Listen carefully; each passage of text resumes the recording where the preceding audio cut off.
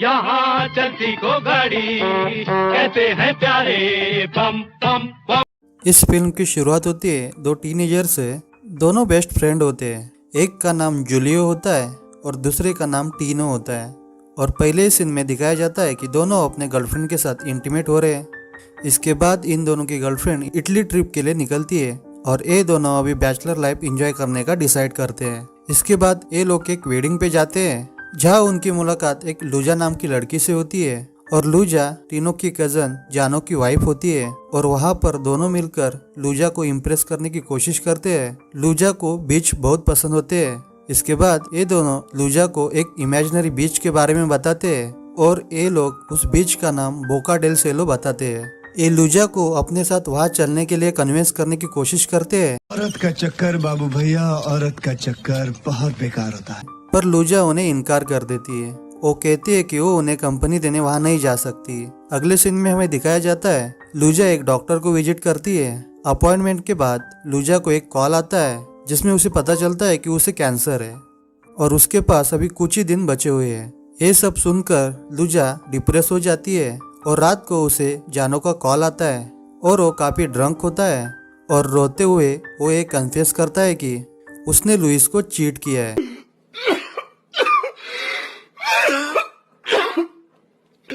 ये सब सुनकर लूजा और भी ज्यादा डिप्रेस होने लगती है और अगले ही दिन वो टीनो को कॉल करती है। वो उसे पूछती है कि क्या अभी भी वो उनके साथ चल सकती है।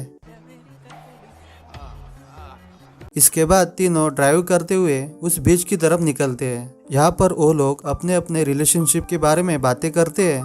लूजा बताती है कि जानो के पहले भी उसने किसी से प्यार किया था और वो उसका फर्स्ट लव था और वो मोटरसाइकिल एक्सीडेंट में मारा गया था। रात को ये लोग एक जगह पर रुकते हैं। लुइस जानो की आंसरिंग मशीन पर रोते हुए उसके लिए एक मैसेज छोड़ती है। वो कहती है कि अब वो जानो को छोड़ रही है। इसके बाद टीनो उसके रूम में एंटर करता है। वो उसे कहता है वो शैम्पू ढूंढ रहा था, पर यहाँ पर वो लूजा को रोते हुए देखता है। इसके बाद लूजा उसको शेड्यूल्स करने की कोशिश करती है और टीनो भी उसको अच्छा रिस्पॉन्स देता है और दोनों यहाँ इंटीमेट होते हैं। जूली इन दोनों को डोर से देख लेता है और अपसेट होकर वो वहाँ से चला जाता है। इसके बाद जूली टीनो को कहता है कि वो पास्ट में टीनो की गर्लफ्रेंड के साथ इंटीमेट हो चुका है और उन दोनों में झगड़ा हो जाता है।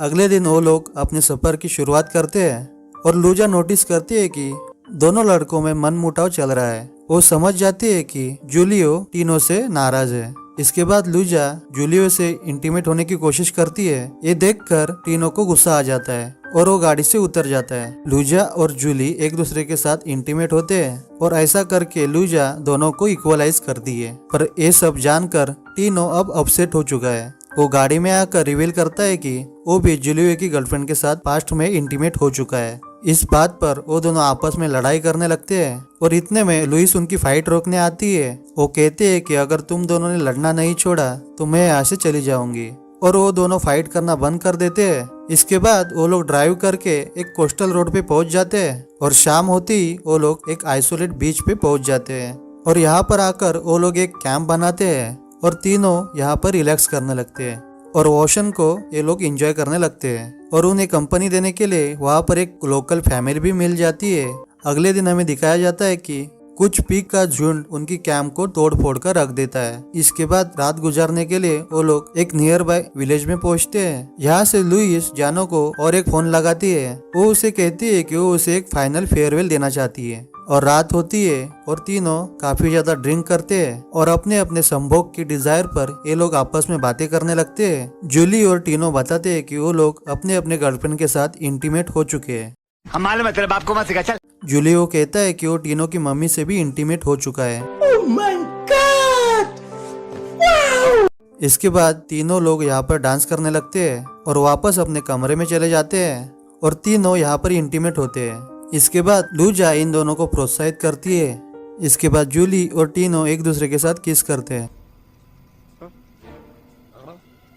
इसके बाद सुबह उठकर टीनो बाहर जाकर उल्टी करने लगता है और वो कहता है कि अब वो घर वापस जाना चाहता है।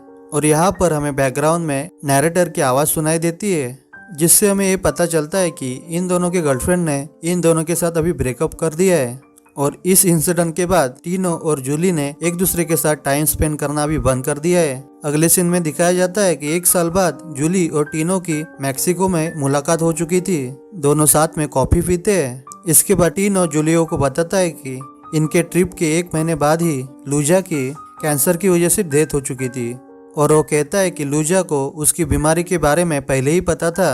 इसके बाद टीनो कहता है कि उसकी प्रेजेंट गर्लफ्रेंड उसका वेट कर रही है और वो वहाँ से जाने लगता है। जाने के पहले वो जूली से कहता है कि वो उसको वापस जरूर मिलेगा। और इसके बाद बैकग्राउंड में हमें नैरेटर की आवाज सुनाई देती है। वो कहता है कि इसके बाद वो दोनों कभी नहीं मिले और मूवी यहाँ पर एंड हो जाती है।